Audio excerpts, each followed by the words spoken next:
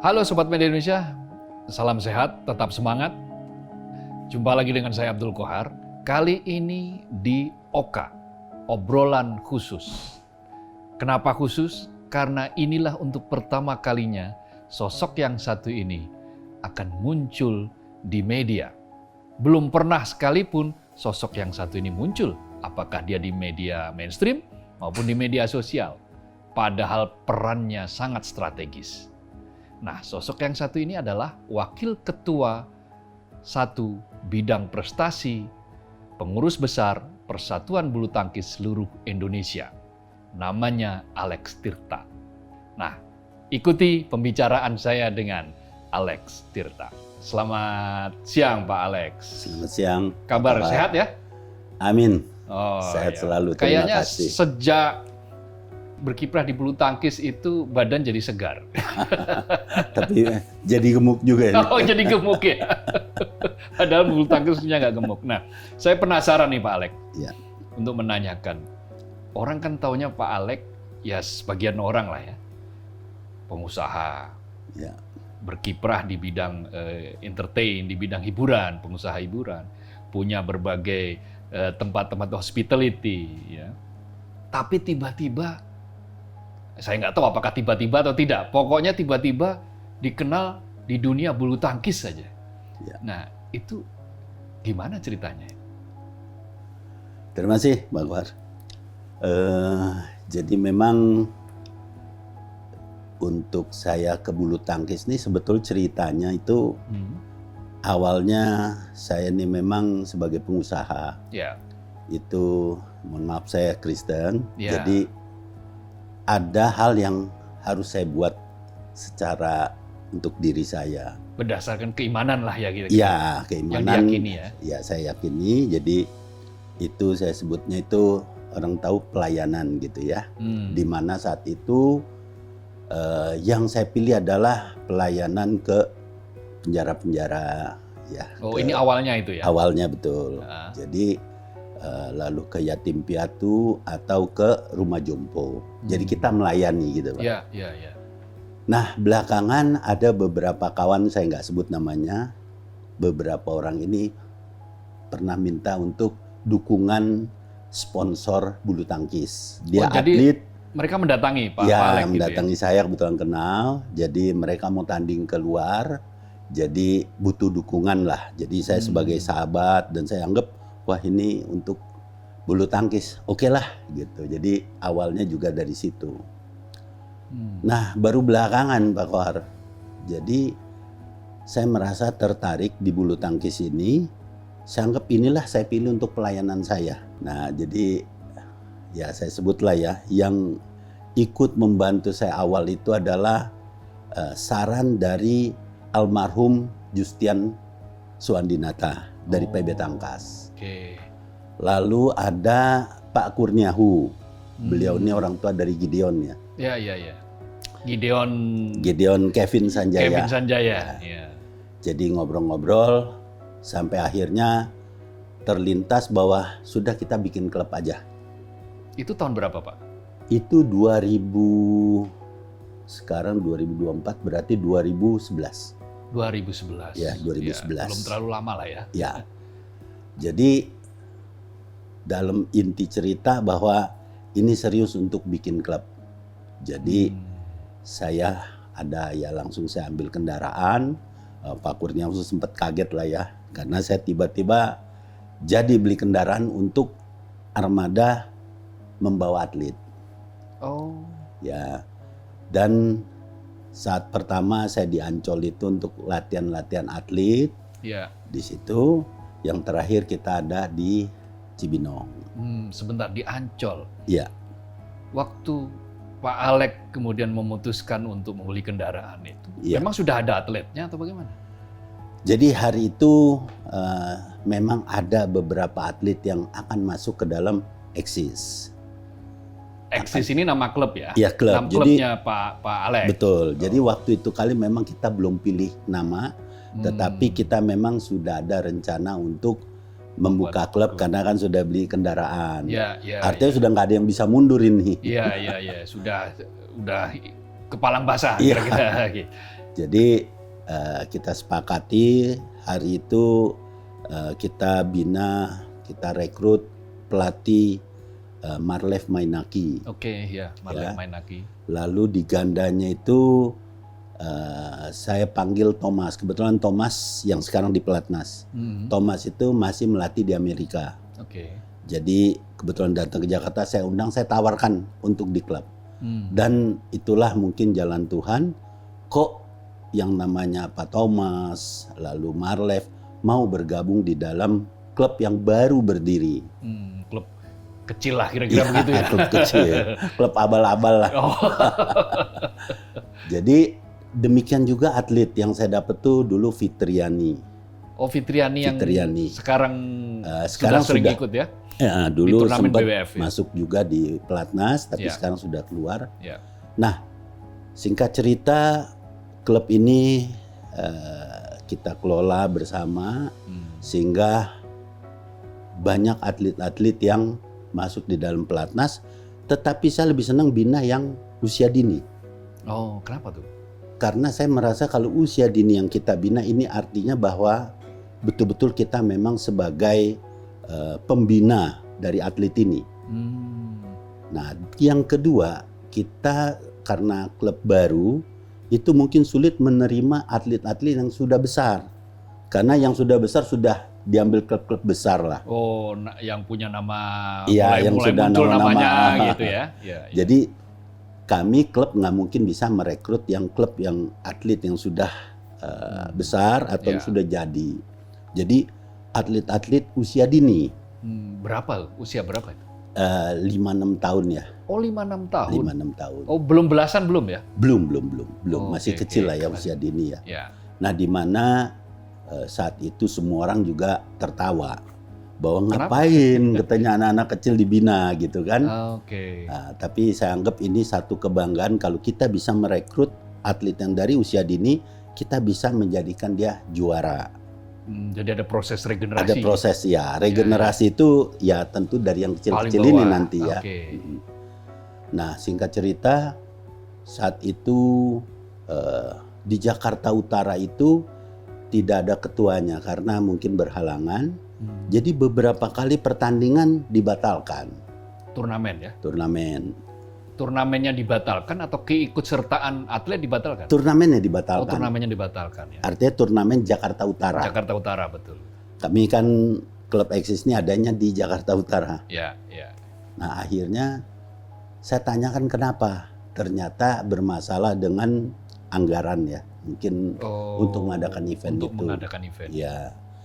Nah, yang kedua kali demikian juga batal, yang akhirnya saya merasa kalau memang bisa saya ikut di dalam mendukung acara ini, Ya. saya juga bersedia untuk ikut Menyponsori lah ya. menyponsori Ya. biar ini event-event bisa berjalan dan atlet Jakarta Utara termasuk eksis bisa ikut Bisa punya wahana untuk bertanding. bertanding. Betul. Nah, dalam perjalanan ya eksis cukup bagus dalam Ya. pembinaan sehingga banyak atlet-atlet eksis yang menjadi juara di dalam pertandingan. Nah, mungkin teman-teman Jakarta Utara melihat aktivitas dari eksis ini Ya. yang baru di Jakarta Utara, tetapi kelihatan konsisten Betul. dan serius untuk membina para atletnya. Sehingga teman-teman percaya dengan saya untuk bisa masuk ke Utara sebagai ketua PBSI Jakarta Utara. Oh, dari situ Dari titik situ. masuknya. Dan saat itu memang saya ketawa bahwa wah nggak ada kerjaan, ngapain Jakarta Utara gitu PBSI. Sementara saya ada pekerjaan Yang lain kan gitu. sebagai pengusaha. Ya, tapi saya pikir oke lah, barangkali memang teman-teman ini membutuhkan tenaga pikiran saya, dan saya anggap juga bahwa ini kan pelayanan. Oh ya tadi ya. Ya, Tadi niat awal tadi. Betul, jadi oke lah saya ambil gitu.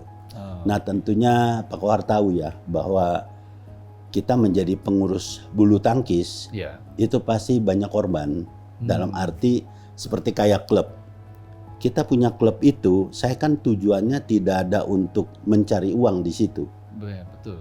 Yang Malah ada keluar kita uang, ya? keluar uang. Ya. Dan mereka menjadi juara, bukan uang tuh bagi juga kepada klub, malah kita kasih lagi dari klub bantu mereka biar Jadi- lebih semangat. Oke, jadi klub sama sekali tidak memungut apapun. Tidak.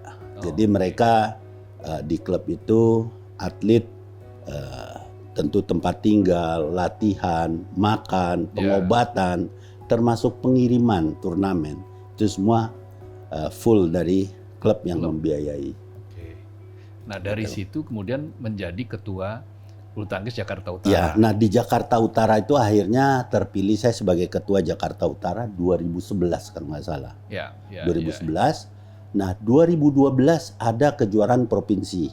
Jadi Jakarta Utara, Selatan, Barat, Timur, Pusat ikut di Kejurprov dan bersyukur 2012 itu di Kejurprov Jakarta Utara menjadi juara Kejurprov.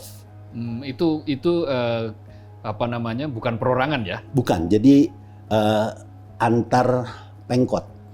Oh, jadi semua atas nama itu ya? Iya, Jadi atas ada nama pengurus kota lah ya, Pengkot Jakarta Utara. tunggal putranya, tunggal putrinya, ganda putra, ganda putri, ganda campuran begitu? Ya, Semua nomor lah betul. ya? Iya. Jadi sehingga kita menjuari Kejurprov dan itu selama 27 tahun Jakarta Utara tidak pernah menjadi juara. Oh, Jadi baru bersyukurlah 2012 itu ya? 2012. Jadi di saat saya jadi ketua Jakarta Utara, Jakarta Utara merebut kejuaraan provinsi selama 27 tahun tidak Belum pernah juara. Iya, iya. Jadi bersyukurlah ya kita dapat, ya tentunya Jakarta Utara mempunyai kebanggaan lah ya. Saya ya, sendiri ya. juga bersyukur atas dukungan teman-teman semua. Ya. Lalu meningkat lagi perjalanan, banyak teman-teman minta untuk bisa ikut di dalam kepengurusan DKI. Oh, ini naik nih dari Jakarta Jakarta Utara. Jakarta Utara diminta saya ke diminta DKI. Oke. Nah saat itu saya berpikir lagi mau apa lagi di DKI karena kan di Pengkot ini ya jujurnya secara detail banyak saya anggap tuh kecelakaan ya. Jadi saya jadi pengurus. Iya. Tapi karena tadi pelayanan saya ikut. ya. Demikian juga di DKI. Menurut saya juga satu kecelakaan lagi. Jadi ada beberapa teman-teman yang minta saya untuk benar-benar mau maju untuk di DKI. Oke. Gitu. Jadi ya singkat cerita akhirnya saya terima, saya masuk lagi di DKI. Sebagai apa waktu itu? Ketua umum juga. Oh, langsung ketua umum? Ya langsung Dari ketua Jakarta umum. Utara, oke. Dari utara saya masuk ke DKI sebagai ketua umum menggantikan Pak Icuk Sugiarto. Oh, oke, Pak Ya, Icuk, Pak Icuk Sugiarto. Nah, di dalam perjalanan sama juga kita mencetak juga juara umum PON waktu itu kali di tahun 2000 kalau nggak salah 2018 di 2017. saya lupa ya, 2017 mungkin ya di Ya. Cirebon itu ya. Iya, iya. Ya kita merebut 4 medali emas Dari bulu tangkis. dari kejuaraan itu kita rebut di Cirebon 4 medali emas. 4 medali emas. Ya. Dan sampai saat ini saya masih ketua DKI. Sampai saat ini? sekarang, sampai saat ini. Jadi Oh. ini periode ketiga, tapi setelah ini berakhir sudah saya cukup lah. Banyak yang nggak ada lebih yang mau gantikan atau nggak berani. mungkin sekarang sih banyak calonnya ya. Oh, gitu ya. Dan bagus-bagus sekarang gitu. Sudah mulai banyak yang berminat lah paling Ya, tidak. saya kira itu ya, Pak Oke. Kohar. Kira-kira itulah singkat cerita. Jadi memang awalnya saya pelayanan, tetapi sampai sekarang ini ternyata saya cukup enjoy juga dengan Iya. pelayanan saya. Nah. Meskipun ya rugi waktu, rugi banyak lah ya. Tetapi kalau Keluar kita sebut, uang. Iya. Ah, itu pasti. Kan tadi bilang iya iya. klub nggak boleh menerima apapun dari atlet karena Betul, atlet ini nanti kebebanan, malah tidak semangat, nggak ada prestasi. betul, Ya kan betul. keluar uang lah paling Betul. tidak. Tapi ada kepuasan di situ ya. Ya, Menganggap artinya pelayanan yang saya lakukan ini memang benar-benar itulah pelayanan. sudah gitu. menemukan jalannya. Ya. Nah, Gitu. sekarang cerita dari Jakarta kemudian merangkap menjadi PB, pengurus Ya. besar Ya. Persatuan Bulu Tangkis seluruh Indonesia. Ya. Nah, ini juga lagi-lagi penasaran ini. Siapa yang mengajak itu? Apa yang kemudian saya harus ke sana ini gitu. Ya. Atau memang dirayu atau bagaimana? Jadi mungkin saya rasakan gini, banyak tantangan saya sebagai pemilik klub, jadi di dalam perjalanan atlet-atlet dari Eksis ini cukup oke juga, dalam arti klub yang sangat singkat umurnya, baru 11 tahun, mungkin tahun ke-12 sekarang. Tetapi kami sudah berhasil mengirimkan atlet ke pelatnas per hari. Tahun ini mungkin ada total sekarang 20-an atlet kira-kira. Dari Eksis? Dari Eksis. Jadi kalau tunggal putranya ada Ciko ya, Aura Dwi Wardoyo. Ya, betul. Oh, itu dari Eksis ya? Dari Eksis. Ya, Lalu kalau putrinya itu Putri KW dengan Esther. Oh, Putri KW dengan dua-duanya Esther. sekarang juga Ya, turnamen masih. BWF ya? Pelatnas Betul. ya? Nah, jadi ceritanya itu saat itu teman-teman dari provinsi yang ya kita waktu itu kali kan harus ada 34 provinsi. Ya. Jadi juga melihat mungkin kenal saya dan mereka tahu bahwa saya juga serius di dalam padahal saya pelayanan, tapi mereka melihat saya secara seriusnya di dalam perjalanan sehari-hari di bulu tangkis. Ya. Nah, saya sendiri merasa terpanggil juga untuk ada di pusat. Karena saat itu saya melihat sekali bahwa sejujurnya saya merasa waktu itu kali ya, padahal mungkin dalam perjalanannya memang semua tidak mudah, nanti bisa saya jelaskan. Saya merasa saat itu kok masuk pelatnas susah sekali ya. Oh, atlet-atlet dari klub-klub itu? Iya, dari klub-klub nih kok kayaknya waktu masuk tuh banyak hambatan-hambatan. Misalnya apa itu yang dirasakan? Mungkin regenerasinya ya, agak lambat ya regenerasinya. Jadi masuk pelatnas dalam usia yang sudah terlambat? Atau regenerasinya yang terlambat? Jadi saya lihat begini, bahwa apalagi sekarang tentu perkembangan atau pertumbuhan bulu tangkis ini sudah berbeda. Betul. Hampir semua olahraga, Pak. Ya. Nah, saya melihat bahwa saat itu generasi yang pada saat mau masuk, karena di pelatnasnya masih ada orang-orangnya, ya. Sehingga ini agak lambat masuknya.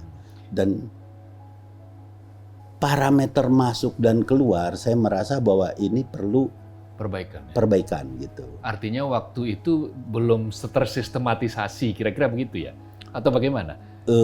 Ada parameternya tetapi, yang parameternya ini yang menurut saya saat itu harus kita evaluasi ya, perbaiki, atau harus kita lebih, ya kan dalam aturan tuh semua barangkali harus ada perbaikan ya. Ya.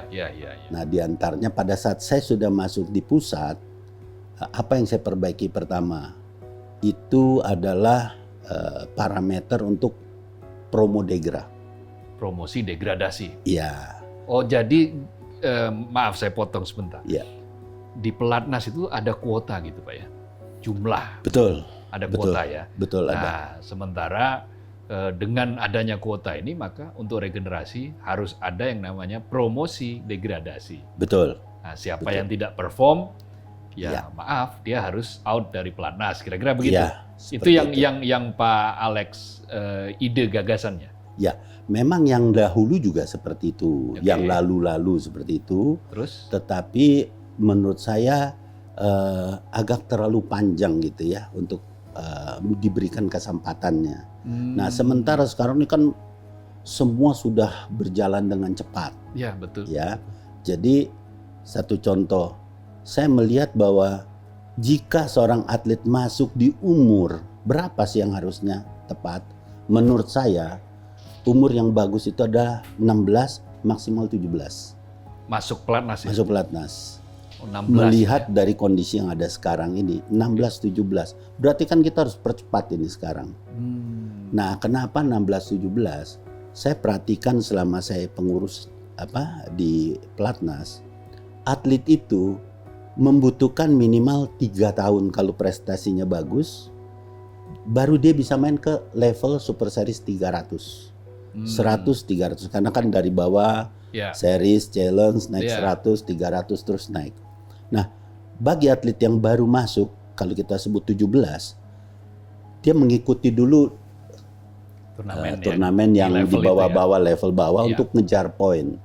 Nah, itu kalau dia bagus di umur 20 baru bisa main di 300. Iya, iya. Nah, kita lihat An Seong itu di 20 dia sudah jadi juara Super 1000. Betul, 1000 ya. Makanya mungkin saat sekarang harus kita percepat. Jadi saat waktu COVID itu saya percepat karena dulu ada jatah gitu ya.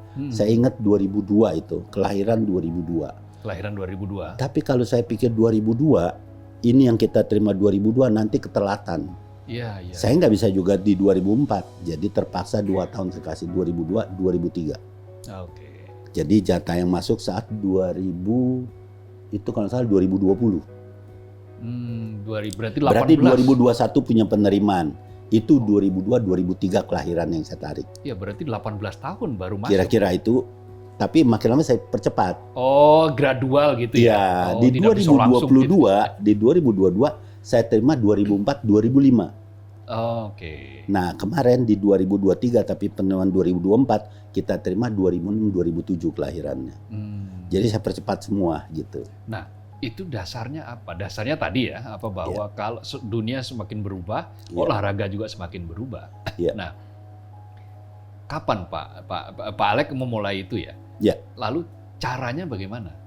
Ya. Promodegra itu apa yang parameter tadi kan yang Pak Alek sebutkan soal parameter diperbaiki. Ya. Nah, apa bentuknya? Jadi saya ada bikin raport. Raport. Okay. Di mana raport itu pertama atlet masuk dulu saat 2020 itu kita sudah mulai atlet yang masuk itu harus menjalani pertama adalah harus bukan hanya lulus seleknas artinya dia baru masuk, tapi dia juga atletnya harus menjalani lulus SI. SI dalam arti keabsahan dari surat-surat atlet ini. Karena dahulu banyak sekali atlet yang masih mencoba untuk umurnya itu yang menurut saya abu-abu gitu. Atau mencuri umur lah. Ya, kasarnya seperti itu. Kalau di dunia olahraga biasanya gitu, di sepak bola apa di ada yang mencoba mencuri umur. Betul. Nah, di mana pencurian umur ini menurut saya akan merusak atlet-atlet yang berprestasi yang asli. Sehingga ini perlu kita perbaiki, makanya harus lulus SI. Kedua, atlet itu juga harus tes kesehatan. Lulus tes kesehatan. Apa saja? Yaitu 1, paru, jantung, tulang, otot. Oh, sampai tulang dan otot. Ya. Ketiganya adalah mereka harus lulus tes psikologi. Ya, jadi 3 ini harus jalan. Yang keempat sekarang yang baru ini. Apa itu? Itu dari Pak Sekjen Tamban harus lulus lagi bela negara atau cinta tanah air. Nasionalisme. Ya, nah ini nanti akan berjalan di tahun ini yang atlet yang baru masuk yang keempatnya ada. Jadi 3 sudah tambah ini 4. Nah, di luar itu baru kita buat parameter untuk Promodegra. Di mana mereka sudah masuk kan ada data semua. Kesehatan mereka semua. Yang tadi saya sampaikan itu dicatat dari awal di dalam buku raport. Itu setiap hari atau? Setiap hari. Oh, setiap hari? Setiap hari. Raportnya ada itu setiap hari? Ada, setiap hari. Nah, dengan kita buat raport setiap hari, maka kita pengurus ini tinggal melihat dalam raport itu di mana atlet ini bisa kita lihat baik atletnya, di situ ada dokter gizinya aktivitasnya. Lalu kita juga bisa kontrol pelatih fisik, pelatih teknik, psikolog, semua ada di buku raport itu. Jadi bukan hanya atlet yang kita bisa nilai, tapi mereka pun para pelatih bisa kita nilai dari situ. Oh, tapi raportnya beda ya? Untuk menilai atlet sama pelatih beda lah ya, tolok ukurnya parameternya jadi gini, sendiri. Pak Akbar. Jadi misalnya si atlet ini kita sebutlah ukuran yang contoh paling mudah. Misal di dalam fisik. Untuk fisik yang dibutuhkan si anak ini harus berapa? Ukuran kita sebut poin 9. Misalnya atlet ini masih 6. Untuk menjadi 9 berapa lama si atlet harus capai? Bagaimana cara melatihnya? Bagian pelatih fisik kan. Nah, sehingga kalau dia 3 bulan, 4 bulan tidak bertambah masih 6, berarti kan pelatih fisiknya salah. Oh, ya. Artinya tadi mestinya 9, Tapi sudah sekian hampir setahun kok Iya, nggak ada tidak ada peningkatan. perubahan. Jadi seperti itu kira-kira ya contohnya. Oh, Sehingga oke. kita ada parameter melihat dari masing-masing bagian. Hmm. Nah, untuk Promodegra kita membuat satu parameter bahwa pertama adalah umur dari atlet tersebut. Hmm. Sudah umur berapa sekarang? Ya. Pada saat kita mau degra gitu ya. Ya, ya, ya. Jadi pertama adalah atlet itu umur berapa? Yang Oke. kedua, sudah berapa lama di pelatnas? Oke. Lalu yang ketiga, raihan prestasinya. Hmm. Apa yang sudah diraih prestasi itu? Ya. Nah, dengan kondisi seperti ini menurut saya patokan 2 tahun kita sudah tahu atlet ini harus didegra tidak atau harus dipromo. Karena setahun pertama kita bisa melihat dia dari awal perjalanan, tahun kedua itu yang menentukan kita Ya. memutuskan. Itu yang sekarang berjalan untuk yang junior-junior yang baru. Kalau tadi raport, Ya. itu sebetulnya sebelumnya sudah pernah ada atau belum, Pak? Model raport begitu? Raport itu dibuat mulai 4 tahun yang lalu di zaman Oh. Ketua Umum dan Sekjennya Pak Fadil ini baru kita buat. Ya, Gitu. Jadi ya, sebelumnya tidak ada. ya. Sebelumnya tidak ada ya. Ya, jadi- sekarang disistematisasi Iya, sehingga kalau orang nanya bukan berdasarkan like and dislike gitu ya. itulah Kalau yang di- dibuat raport. Kita anggap bahwa like dislike-nya akan timbul kalau nggak ada raport, tapi Nah. ada raport kita jelas. Kan takutnya begini, Pak. Iya. Ada yang tiba-tiba iseng nanya, loh ini kok dari eksis ada 20 ini sekarang. Pernah ada Iya. suara-suara kayak begitu nggak? Iya, banyak. Oh banyak. Banyak. Lalu Jadi ya menurut saya itulah salah satu risiko dari para pengurus ya. jadi, Ya kita termasuk terima kasih kepada badminton lovers yang selalu membuat luar biasa kritikan. itu. Betul. Ya, Pedes-pedes itu, Pak. pedas-pedas. Kalau Bapak Nangis baca juga. di Nangis juga nggak bisa nangis itu. Tapi ya saya tetap berterima kasih Ya. karena mereka akan berarti cinta kepada bulu tangkis. betul. Ini satu tantangan buat para pengurus, khususnya saya yang membawai bidang prestasi. Kita terus mencari jalan Iya. karena apa yang sudah dikerjakan rasanya masih belum cukup. Pasti itu. Contoh Pak ya, yang sudah dikerjakan kalau orang nggak melihat di dalam mungkin apa aja sih kerjanya. Iya. Ya pertama Pak, tentu saya melihat bahwa harus kita buat nih fasilitas Fasilitas untuk atlet, yang ya? ada atletnya ya. Artinya sekarang ini kebetulan sudah dapat dukungan dari Pak Sekjen membuat kolam air panas air dingin. Oh. Dulu atlet cuma pakai es saja ya. Nah tapi Iya. ya terima kasihlah Pak Sekjen ini sangat perhatian sehingga beliau minta supaya dibuatkan sehingga terjadi itu air panas air dingin. Ada ya. Ada. Lalu ya fasilitas kita juga buat untuk saat itu yang lalu kita punya mes itu juga ada perbaikan-perbaikan. Terus juga staff semua. Jadi fasilitas baik atlet, para pengurus kita perbaiki. Oke. Ya masih banyak lagi artinya nantinya ke depan apakah nanti pengurus yang baru itu untuk seperti gym ya rasa saya juga sudah harus kita perbaiki lagi peralatannya itu mungkin era berikut memang sudah dicanangkan desain sudah ada untuk gym Ya. dengan peralatan lalu juga kita nih prestasi kan tuntutannya tinggi sementara pelatih kita butuh pelatih yang benar-benar bagus. Pelatih bagus, imbalannya kurang, lari semua ke luar negeri. Oh ya, itu fenomena itu. Ya. Nah, ada yang kesono kesini. betul. Bersyukur PBSI sudah melakukan perbaikan di dalam soal income buat para pelatih lah ya. Oh ini sudah ada. Sudah kita lakukan artinya penyesuaian ya. Oh, Jadi untuk sampai para berapa persen, Pak? Bocorannya. Bocorannya Pak. Ya ada yang 60% gitu. Oh, Ya, luar ada biasa. 60%. Ya. Jadi mudah-mudahan para pelatih ini dengan perhatian dari PBSI Ya. mereka bisa lebih baik dan lebih baik lagi. Buat Ya, tantangan ke depan nih jauh lebih besar.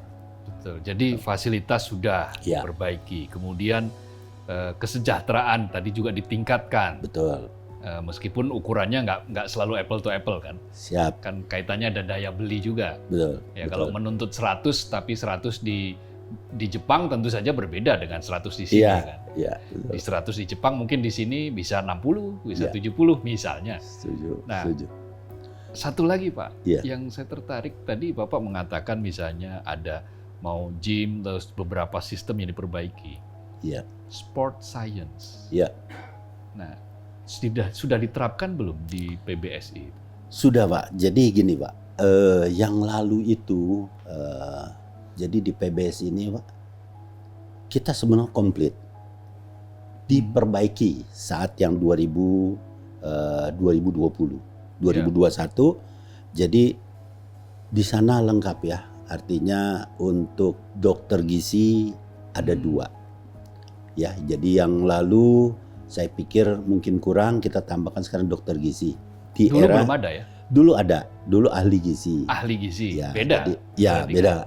Jadi sekarang dokter gizi memang mereka bidangnya. Ya. Jadi ada 2 dokter gizi.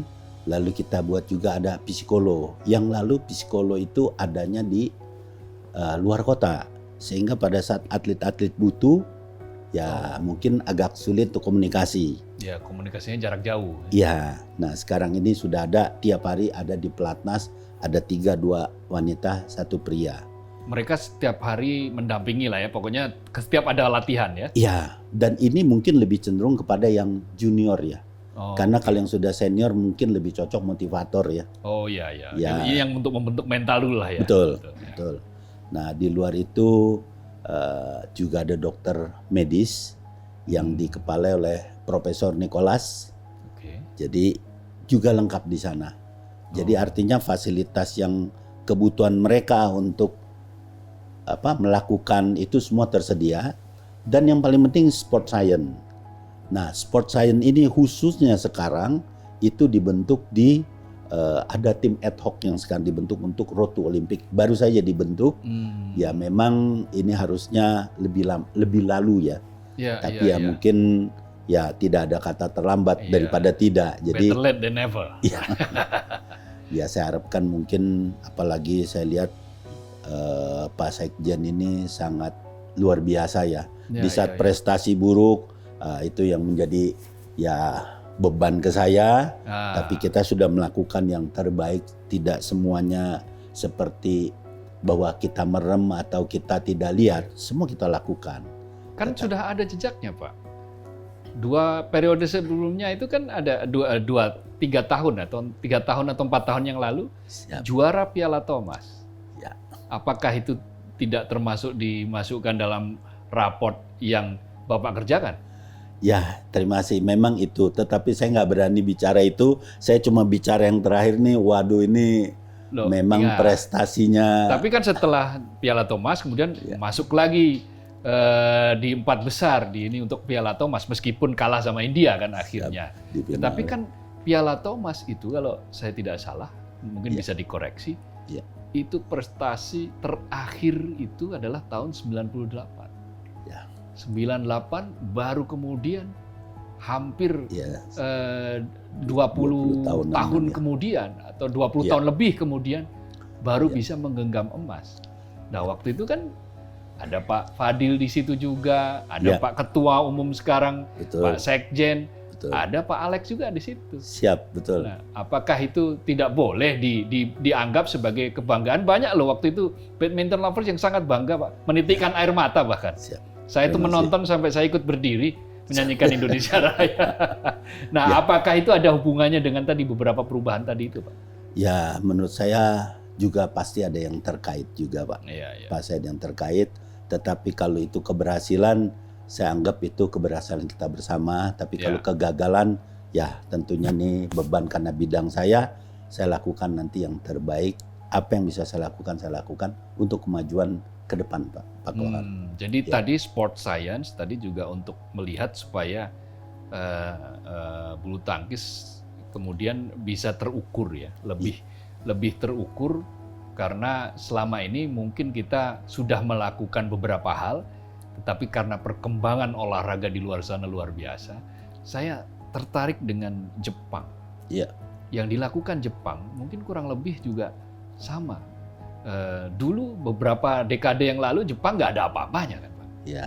Korea Selatan juga masih baru ngintip-ngintip gitu Ya, kan. ya. Sementara kita sudah jawara dari tahun 60-an, 70-an.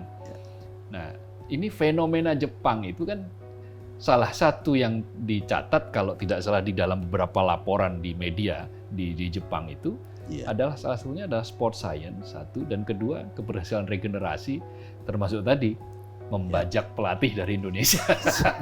Gitu. Iya, iya. Jadi memang saya lihat sekarang ini sport science sangat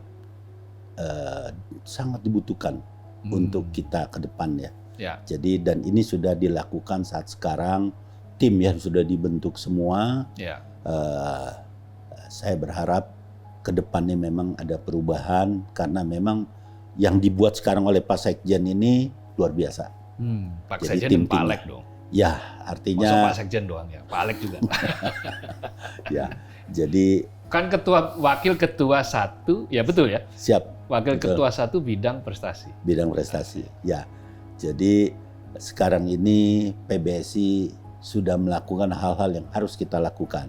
Ya. Jadi di antara sport science, karena di mana sport science itu kita punya data. Jadi si atlet itu misalnya pada saat latihan, tenaga dia sepertinya sudah habis. Kan kita ada ukuran semua. Oke. Jadi kita tahu bahwa oh ini belum habis.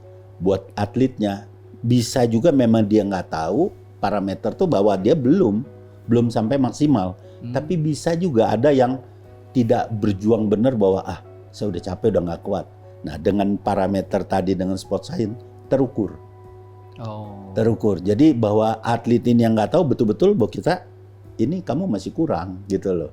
Tapi kalau ada yang memang tidak semangatnya full dengan catatan ini, berarti kamu nggak bisa lagi bilang nggak kuat. Orang ini belum kok seperti itu. Jadi contohnya provennya, buktinya ada pada Iya, semua terdata. terdata. Terdata Betul, semua. betul.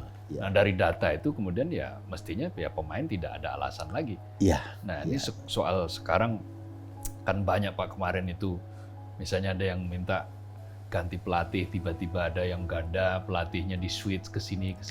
Ya. Itu bagian dari strategi atau ada masalah mental juga nih Pak? Ada masalah sesuatu ini? Jadi gini, kalau soal pelatih ada switch, memang saat itu kita melihat di ganda campuran itu dengan beberapa yang pindah keluar, sehingga memang di pelatih itu ada kekosongan. Pindah keluar itu maksudnya keluar dari Keluar pelatnas? negeri, ya keluar dari negeri. pelatnas, keluar Oke. negeri. Sehingga posisi itu kosong. Nah, kami melihat pengurus bahwa ini yang cocok siapa? Dari luar itu sementara masih belum dapat, sementara kita harus lakukan sehingga HRIP kita tukar masuk ke situ. Ya, betul. Gitu. Kemarin HRIP. Nah, jadi ya apa yang sudah ada sekarang ini ya artinya PBSI sementara melihat inilah yang sekarang dilakukan gitu loh, pelatih-pelatih yang ada. Jadi sebetulnya nggak ada itu hubungan spesial misalnya, wah saya maunya dilatih ini terus, saya nggak mau diganti pelatih. Itu sempat ada hal-hal gestur-gestur menolak apa itu? Tentunya banyak sih ya, artinya kalau kita dengar 1, 2, 3 yang lainnya tentu banyak. Tetapi kan kita pengurus juga melihat bahwa nggak bisa diikuti semua gitu loh, bahwa yang penting pada saat kriteria pelatih ini menurut PBSI adalah oke, ya dia kita lakukan. Nah di situ kan kita nanti ada rapot lagi, karena akan terukur lagi. Ini pelatihnya apa yang sudah dihasilkan dalam masa sekian sampai sekian. Gitu. Itu parameternya itu sampai misalnya begini, kalau atlet yang dilatih bisa juara Super 1000 misalnya, Ya. Oh berarti dia juga dapat poin juga dong pelatihnya. Pasti Ya. pasti. Juara dunia junior seperti kayak yang kemarin diraih oleh Alwi Farhan. Alwi Farhan juara junior itu mencetak sejarah untuk pertama kalinya dari tunggal putra. Betul. Indonesia bisa menjuarai di level juara dunia junior tunggal junior, putra. Betul. Nah, itu kebetulan Alwi Farhan dari klub saya itu, Eksis. Oh, oke. Ya, dari Eksis yang dari tadi Eksis. disebut sebagai klub abal-abal tadi. Klub kecil ya. Nah, ini kan fenomena kayak Alwi Farhan ini kan luar biasa. Iya. Lalu kemudian mencoba untuk masuk ke level 100, kemarin 300. Iya, iya. Dia gugur di babak kedua Ya. setelah di kualifikasi masuk. Ya. 32 juga masih menang, lalu di 16 kalah. Ya. Nah, kalau Alwi Farhan kayak begini ini sebetulnya secara usia tergolong muda atau sebetulnya dia masih oke atau sudah terlambat? Alwi Farhan kelahiran 2005 ya. 2005 berarti 19 sekarang. Ya. Hampir 19. 19. Jadi Alwi Farhan itu saat itu masuk, menurut saya harusnya lebih cepat saat itu ya. Lebih cepat berapa Lebih tahun? cepat masuk pelatnas. Saya hitung minimal setahun. Oh, Kalau setahun. bisa dulu 2 tahun ya, lebih awal Oke. masuk. Ya. Jadi itulah salah satu dulu saya minta bahwa Alwi Farhan bisa masuk. Tapi di atas ini kan banyak yang belum bisa Digeser. Jadi ini agak ketahan gitu. Ya, Jadi nah itulah bahwa dengan adanya rapot tadi kita tidak akan ragu untuk menggeser seseorang. Ya. Karena di situ akan terlihat baik pelatih, baik atlet, semua pendukungnya kita bisa lihat gitu. Dan ini rapot ini sudah dikomunikasikan dengan pemain kan ya? Sudah. Para atlet kan? Mereka tahu. Jadi oke. ya adalah salah satu kejadian juga misalnya kenapa atlet ini begini, kok yang ini dipertahankan, yang ini dikeluarkan. Pasti itu. Nah itu jawabnya sih mudah, kita bisa lihat rapot. Karena setiap ada nanti promo Degra, yang Degra terutama, kita sebelumnya akan kasih tahu dulu klubnya.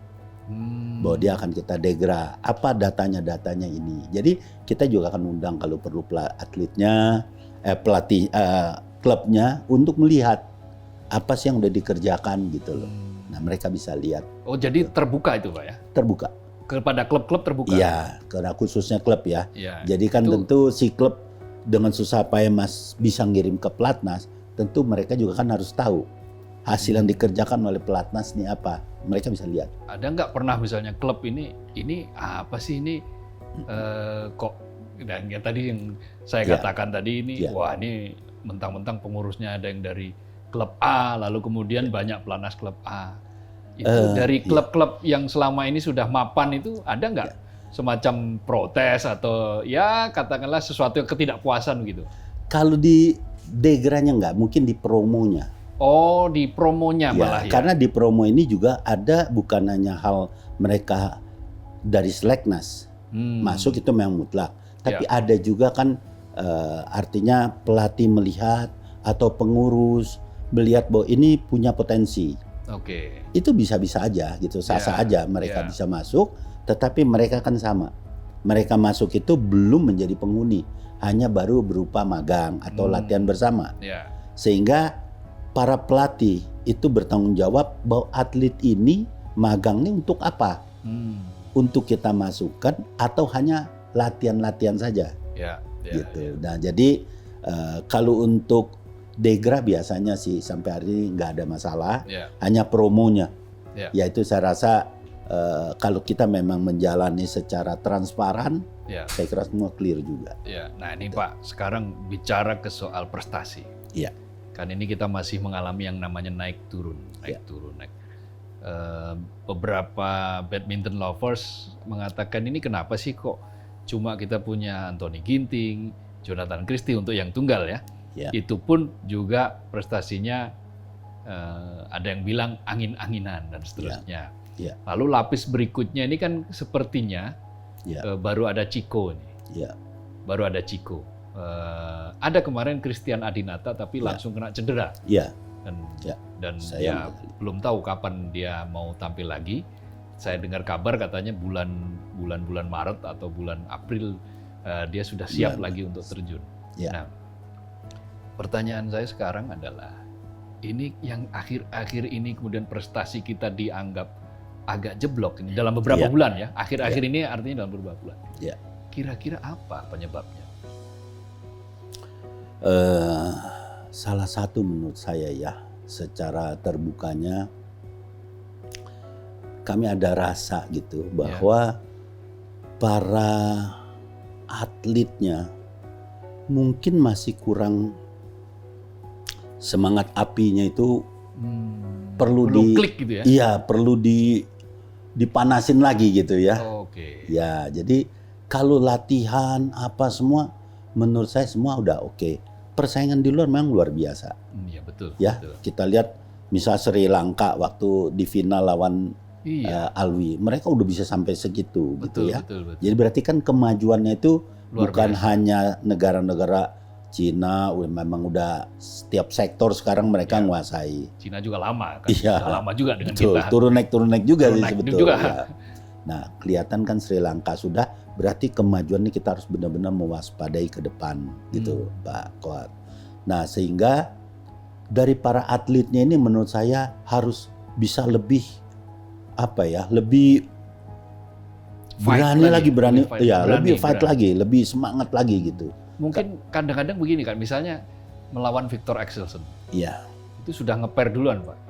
Misalnya, Ya. apakah mungkin ada seperti itu? Jadi misalnya karena rekornya sudah nggak pernah menang, itu saya jadi ingat dulu Icuk Sugiarto, Ya. itu kalau melawan Yang itu sudah ngeper duluan kalah. Padahal Yang itu di bawahnya Hanjian.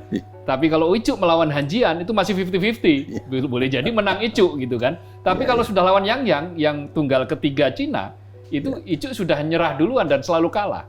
Apa kira-kira mental-mental seperti itu masih ada sih, Pak? Saya pikir memang pasti di setiap pemain tuh ada seperti itu perasaan ya. Tapi ya mungkin kalau yang sekelas Ginting, sekelas Jojo, harusnya sudah nggak ada. Artinya nggak ada barrier mental lah ya. Iya, kalau yang di bawah-bawah mungkin masih ada, kalau yang sekelas itu mungkin nggak ada. Nah, di sini menurut saya mungkin dari hatinya mereka nih, dari para atletnya harus mulai lebih lebih berani untuk capek lagi gitu loh.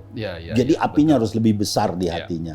Menurut saya itu aja ya. Kalau latihan mereka seperti psikolognya saya pikir udah oke gitu. Cuma tinggal bagaimana si para pelatih bisa lebih mengetahui lagi sehari-harinya para atlet itu, mereka harus lebih dekat sehingga persiapan untuk pertandingan ini benar-benar mereka siap. Gitu. Nah, ini kan bulan depan ada event yang sangat besar, event klasik lah ya. All England. Sebelumnya didahului oleh Prancis Open. Lalu All England. Lalu nanti menuju Olimpiade yang nggak main-main ini. Targetnya adalah mempertahankan tradisi emas. Kira-kira pengurus PBSI yang sekarang sudah siap atau belum? Itu dia tadi bahwa di saat-saat kita prestasi seperti ini, Pak Sekjen bersedia untuk menangani. Bahwa yang untuk road to Olimpik kan orang-orang tertentu aja. Ada jadi dibentuklah ad hoc di mana diketuai oleh Pak Fadil sebagai sekjen, dan beliau membentuk tim yang saya melihat bahwa ini tim luar biasa gitu. Jadi memang tidak mudah, tetapi dengan apa yang sudah dilakukan oleh beliau di dalam hal mempersiapkan, saya kira ya artinya kita juga menaruh harapan ini bisa. Jadi kita menaruh harapan bahwa yang dilakukan oleh Pak Sekjen dengan timnya luar biasa. Gitu. Bahkan timnya sudah sangat komplit itu. Saya baca kemarin itu ada tim bahkan ada tim media, tim ini juga sudah sangat komplit. Jadi sebetulnya harusnya tradisi emas di Olimpik tidak ada masalah dong. Mudah-mudahan seperti itu. Karena saya lihat sekarang nih gini, atlet yang akan berangkat ke luar negeri itu, mereka semua dianalisa dan dievaluasi. Jadi setiap pulang nih pertandingan, mereka dianalisa dan dievaluasi. Kenapa seperti ini? Kenapa begini? Semua ada. Itu yang dievaluasi itu dari semua level, semua tingkatan, 100 gitu? Oh enggak. Hanya khusus yang tim Road to Olympic. Karena ini kan yang Road to Olympic inilah yang target daripada PBSI. Betul. Yang junior mengikuti apa yang sudah dibuat ini, kita juga mengikuti Tapi khususnya untuk yang Road to Olympic dilakukan itu. Sehingga atlet maupun pelatih ada yang monitor terus di belakangnya. Jadi kalau atlet kalah, kita akan analisa dan evaluasi kenapa kalahnya. Baik pelatih maupun atlet juga akan tahu kenapa dia kalah. Karena itu ada parameternya semua. Nah, sebelum Olimpiade nanti kan ada Piala Thomas Uber juga. Jadi itu juga akan menjadi catatan atau bahkan mungkin akan dilepas saja. demi untuk Olimpik saja atau bagaimana? Saya kira enggak semuanya Enggak ini ya? karena mereka juga kan poin-poinnya juga menunggu Menentukan itu. ya? Ya, Oke. menentukan itu. Jadi itu tidak benar bahwa sudah kita lepas saja, Oh, ya, yang penting enggak. Olimpik gitu karena targetnya harus ada tradisi emas gitu, enggak ya? Enggak, semua pertandingan ini semua dilakukan dengan harus maksimal gitu. Jadi sekarang kan Pak Alex sudah juga lama berkecimpung lah kira-kira sekarang di PBSI ini. Iya. Nah, sebetulnya pengurus PBSI yang sekarang itu sangat solid, kompak, setengah kompak, atau bagaimana? Pengurus sekarang sih kompak ya. Kompak ya? Kompak ya. Cuma memang ada beberapa bidang yang mungkin karena domisilinya di luar kota, Oh, sehingga hanya soal ya tidak jarak bisa ya? maksimal gitu ya. Yang praktis yang banyak di pelatnas ya cuma saya aja ya sebagai waketum 1. Ya. Jadi tiap hari pasti nengok lah paling tidak ya? Enggak tiap hari Atau- sih ya, cuma seminggu 2 kali, kadang seminggu 3 kali saya datang gitu. Nah, harapan tadi saya sebut selain Alwi Farhan itu kan Ya. ada beberapa nama yang kemarin juga sempat di All Indonesian Final itu kan, Ya. di BWF Series yang 100 ya, Ya. kita All Indonesian Final untuk tunggal putra. Ya. Target kita ke setelah Olimpik nih Pak, kita bicara misalnya tahun depan, itu sebetulnya idealnya Ya. tiap-tiap nomor itu kita punya jagoan berapa Pak? Layer sampai berapa layer lah kira-kira begitu? Ini yang di utama apa di pratama, Pak? Jadi Yang- utama saya sebut Yang di utama misalnya. di utama ya. Kita kan di utama ini kalau tunggal putra ada 3 ya. Artinya dari Saat Ginting, ini ya. Ginting, Jojo Jojo. dengan Ciko. Oke, terus di layer berikutnya Di bawah di utama juga, tapi Farhan ini Alwi sudah masuk di atas ini sudah masuk ya? sudah masuk di atas. Sama satu lagi Christiana Dinata itu Ya, di atas. Oke. Nah, ini baru masuk lagi kita tarik itu Saud, satu lagi Reja. Tapi dia layer 3 ya. Layer 3. Nah, inilah yang akan dipercepat untuk bisa ngikuti Ciko gitu. Jadi yang 2 ini udah di atas, Ciko di bawahnya lagi itu yang tadi sebut Alwi, semua Saud. Ya. Nah, ini mereka lah yang kita kejar untuk ke atas gitu. Oke. Untuk bisa nanti nemenin Ciko gitu. Oh, nah yang sekarang anak-anak muda ini Ya. kan kadang-kadang problem yang harus kita selalu evaluasi adalah soal mental. Ya, Kadang-kadang naik turun. Maka kita mengenal dulu ada beberapa tahun yang lalu ada Mustafa, ya. Ihsan Mustafa, Ihsan dia. Maulana Mustafa, Ihsan Maulana ya. Ihsan Maulana, Iya. yang sudah lumayan waktu itu sempat naik, Iya. tapi tiba-tiba kemudian tenggelam. Iya. Ada yang bilang karena cedera, ada yang bilang karena banting setir ke yang lain. Nah ini Iya. kan ini semua kan terkait adalah paling tidak sedikit banyak dengan urusan mental, Pak. Iya. Nah siapa yang bertanggung jawab ngurusi seperti ini nih? Di situ biasanya gini Pak, kalau yang sekarang ini Iya. itu pelatih harus bekerja sama dengan tadi tim sudah siapkan. Oh iya tadi ada psikolog segala Iya, tadi itu ya. ada psikolog, ada gizi, semua tuh. Jadi Iya. bisa saya misalnya pada saat latihan yang lebih tahu dulu adalah pelatih fisik. Oh ini cedera karena sakit dan sebagainya. Jadi wajib pelatih fisik ini lapor dengan pelatih teknik, langsung koordinasi juga dengan medis, semua koordinasi langsung kepada siapa yang terkait mereka. Jadi kan bisa dilakukan pencegahan untuk pengobatan apakah melalui measure ataukah ada mungkin fisioterapi. Ya. Nah, jadi mereka harus koordinasi itu. Seperti itu, Pak. Jadi semua sudah Disiapkan. diatur, sudah disiapkan. Ya, Nah sekarang ada kaitannya semua itu kan kalau dalam istilah Jawa itu cerbasuki mawa beo. Artinya segala sesuatu yang hendak diraih itu butuh biaya. Pak. ya, Nah, ya. ada yang bilang PBS ini pakai uang negara segala. Ini gimana nih pertanggungjawabannya? PBSI pakai uang negara tapi atletnya kalah melulu misalnya. Ya, ya. Benar nggak sih pakai uang negara, Pak? Sekarang ini atlet bukan pakai uang negara sebetulnya ya. Oh, nggak ada sama sekali. Jadi kita memang secara menyeluruh itu terbesar memang kita dapat sponsor dari Bank BNI. Sekarang ya? Ya, Oke. kita ada sponsor Bank BNI, ada juga dari Kopi Kapal Api. Oh iya. Ya, ada juga dari satu sponsor Scarlett itu ya. Ya. Jadi mereka menjadi sponsor utama dari PP PBSI. Oh, jadi mereka atlet-atlet ini yang kita kirim ke luar negeri ini sudah ya ditangani oleh sponsor inilah ya. Iya, ditanggung sponsor. Ya. Nah, pemerintah dalam hal ini bantuannya ada nggak ada. Tetapi mereka pemerintah ini untuk lebih kepada yang kita Junior. untuk ini nih untuk Road to Olimpik nanti ya. Oke. Ya, Tapi lalu kalau juga- yang super BWF enggak ya? Ada, Oh, ada ada juga. Oke. Jadi anggaran itu juga ada, tetapi tidak semua karena kan keberangkatan banyak sekali ya. Betul. Para atlet ya. Dalam 1 tahun turnamen juga Iya, banyak nah sekali. di situ dipilih oleh Kemenpora yang mana yang didukung, yang mana yang tidak.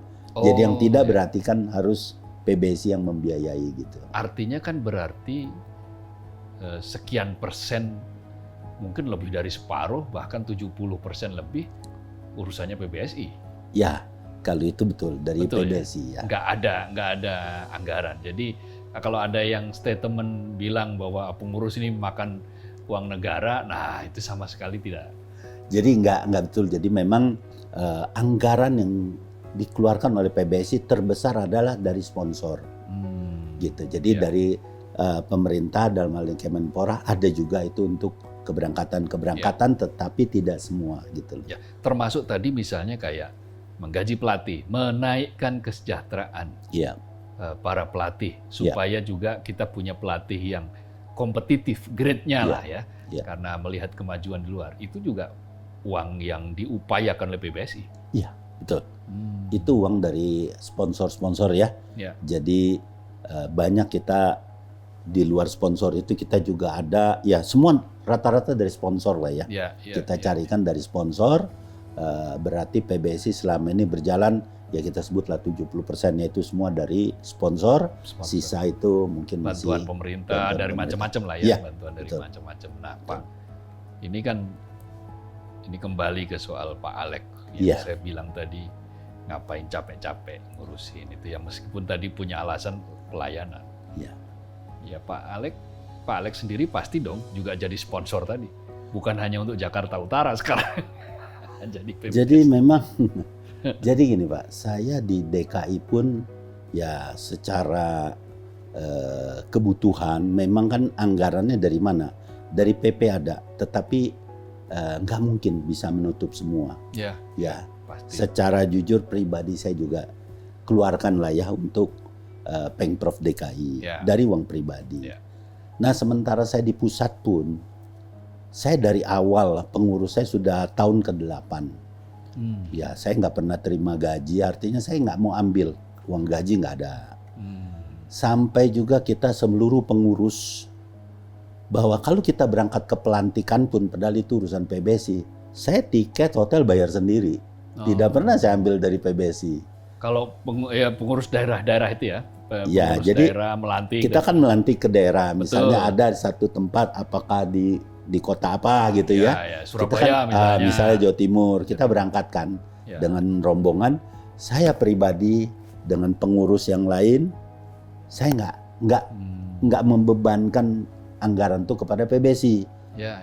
Artinya uang tiket, hotel, makan dan itu semua tidak pernah saya artinya ambil biaya dari PBSI. Itu salah satu komitmen saya, pelayanan kepada PBSI. PBSI. Nah, melihat seperti ini, Pak, sistem sudah dibikin. Ya. PBSI yang sekarang sudah membuat, ada yang tadi sport science, ada raport, Iya. kemudian ada perbaikan pendapatan baik untuk pelatih maupun mungkin fasilitas atlet gitu.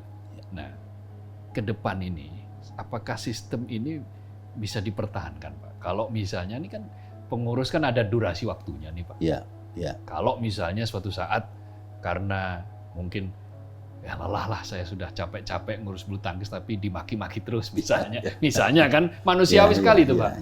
Sudah nggak ada gaji, nggak ada apa kan kemudian. Nah, apa garansi sehingga sistem ini akan terus berlangsung? Saya berharap siapapun pengurus berikut itu bisa lebih memperbaiki lagi apa yang dirasa kurang. Tetapi paling penting menurut saya adalah satu, bahwa bagaimana promo dan degra itu harus transparan. Sehingga untuk atlet-atlet yang masuk dari manapun asalnya klub itu bisa masuk. Kalau memang dia memenuhi syarat untuk masuk pelatnas. Jadi meskipun dia klub yang baru terdengar statusnya kira-kira gitu ya. Tapi kalau dia raport dan prestasinya bagus, tetap dia punya hak ya. Iya. Saya kira itu yang paling utama. Tentunya ya pengurus itu kan beban awalnya adalah bagaimana bisa mencukupi dana kebutuhan PBSI. Ya tiap tahun itu pengiriman semua pembiayaan itu pengurus itu mampu untuk menyiapkan dana itu. Kedua, bagaimana pengurus bukan hanya ngurus prestasi, tapi bagaimana bisa menghidupkan daerah-daerah juga. Nah itu yang tadi mau saya tanyakan. Daerah-daerah ini kan 38 provinsi sekarang Pak. Katakanlah misalnya 34 yang ada. Lalu belum lagi di daerah-daerah itu. Dan mereka juga sama seperti kayak lagu badminton ada di mana-mana itu. Nah itu bagaimana nanti mengurus mereka itu? Jadi sebenarnya banyak hal ya yang bisa diperbaiki, tapi memang tidak mudah ya untuk melakukan perbaikan-perbaikan. Tapi saya pikir bahwa kita juga harus mikirkan bagaimana sih pengurus daerah ini bisa dapat income. Di mana income itu misalnya apakah si atlet, dahulu pernah terjadi bahwa atlet yang asalnya dari provinsi mana, asalnya dari klub mana, itu pada saat dia juara mereka bisa ikut berkontribusi kepada provinsinya, khususnya kepada klubnya, sehingga daerah juga bisa hidup.